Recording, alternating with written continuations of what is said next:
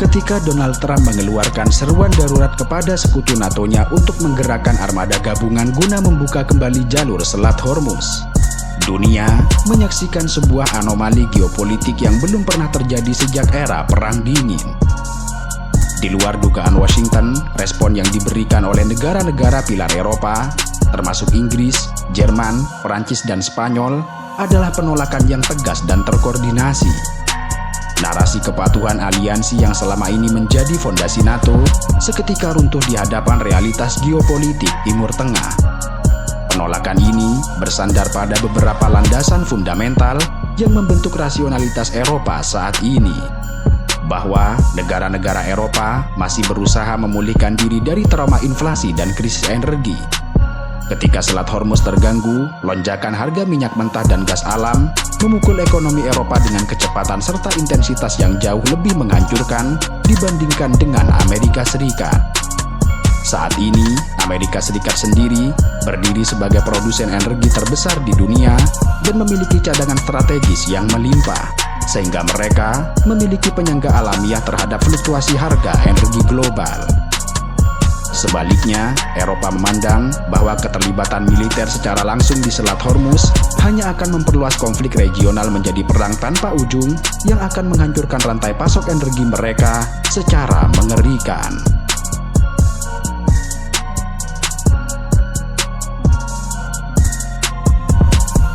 Akan tetapi, di balik semua ketakutan akan krisis energi akibat penutupan Selat Hormuz, terdapat ketakutan lain yang jauh lebih gelap.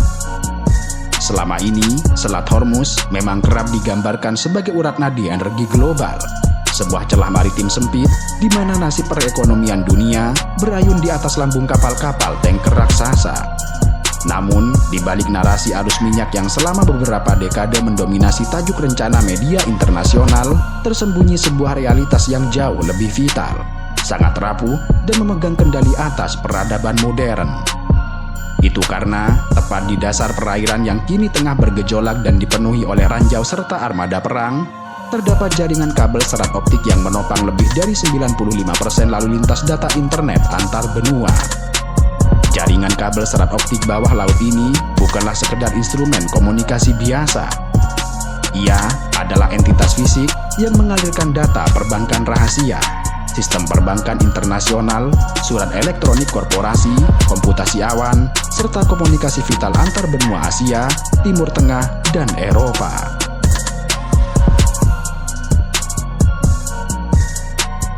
Sejarah mencatat bahwa desain dasar pengkabelan bawah laut tidak banyak berubah sejak sistem telegraf pertama dibangun melintasi lautan pada abad ke-19. Dan kini, teknologi tersebut telah berevolusi menjadi koridor-koridor cahaya yang menyalurkan kapasitas data dalam hitungan terabit per detik. Wilayah Teluk Persia dan Selat Hormuz menampung rute-rute utama yang tidak tergantikan. Di antaranya adalah SMW-5, sebuah mahakarya jaringan optik sepanjang 20.000 km dengan kapasitas desain mencapai 36,6 terabit per detik. Sistem ini adalah koridor utama yang menghubungkan Asia Tenggara, termasuk Indonesia dan Singapura, anak benua India, dan negara-negara Teluk sebelum bermuara di Eropa Barat. Lalu, ada pula Europe-Persia Express Gateway, rute kabel hibrida bawah laut dan darat sepanjang 25.000 km yang membentang dari pusat data di Eropa, melintasi Timur Tengah, dan terus menyambung ke hub digital di India serta Asia Tenggara.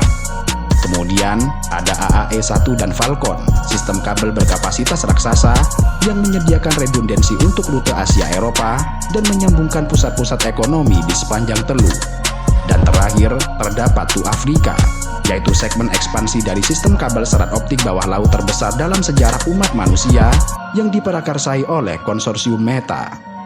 Proyek ambisius sepanjang 45.000 km ini dirancang untuk menghubungkan stasiun-stasiun pendaratan strategis di Oman, Uni Emirat Arab, Qatar, Bahrain, Kuwait, Irak, Pakistan, India, serta Arab Saudi.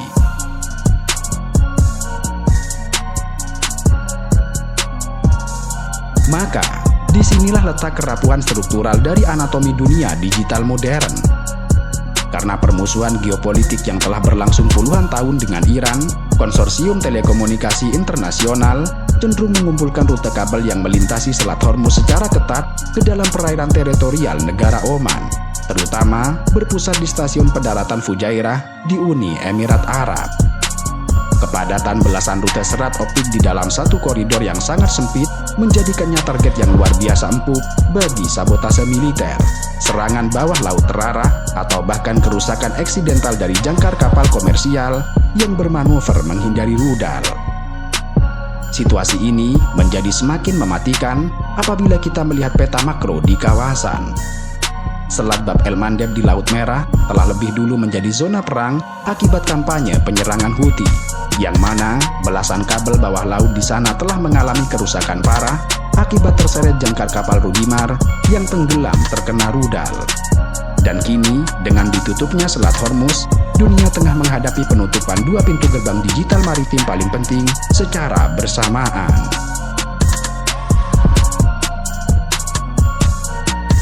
Lalu, apa yang terjadi jika urat nadi digital ini benar-benar terputus sepenuhnya di tengah kecamuk perang Selat Hormuz? Dampaknya akan meluas jauh melampaui sekadar pelambatan akses video atau media sosial bagi konsumen sipil di India atau di Eropa.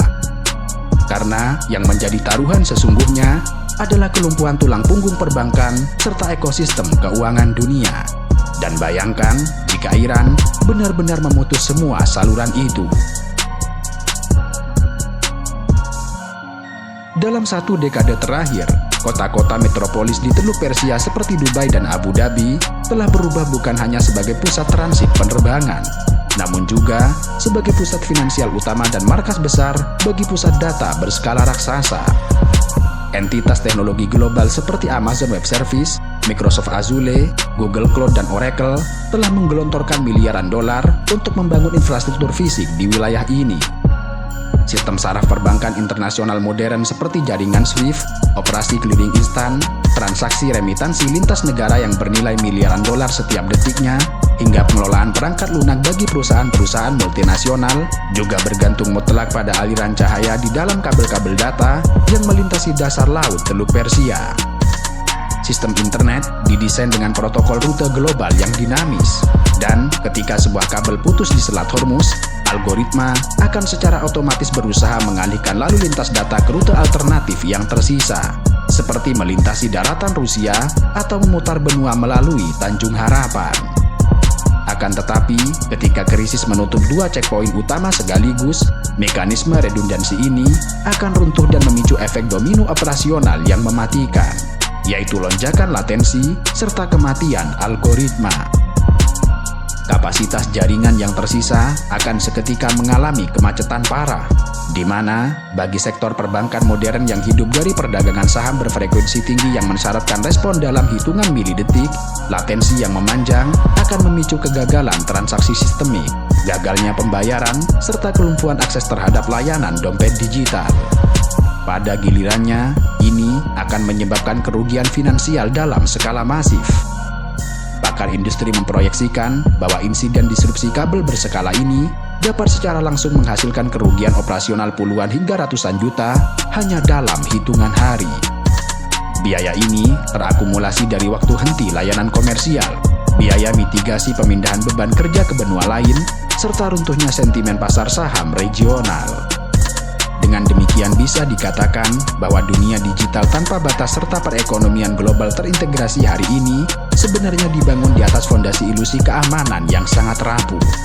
Dan krisis di Selat Hormuz pada hari ini membuktikan bahwa arteri utama dunia digital, yaitu kabel serat optik bawah laut yang membawa petabit informasi, simulasi kecerdasan buatan, aliran investasi sekuritas, serta denyut kehidupan sistem clearing dan perbankan seluruh benua, merupakan target fisik yang sangat konkret, sangat rentan, dan saat ini terletak persis di dalam titik pusat garis tembakan silang konflik asimetris.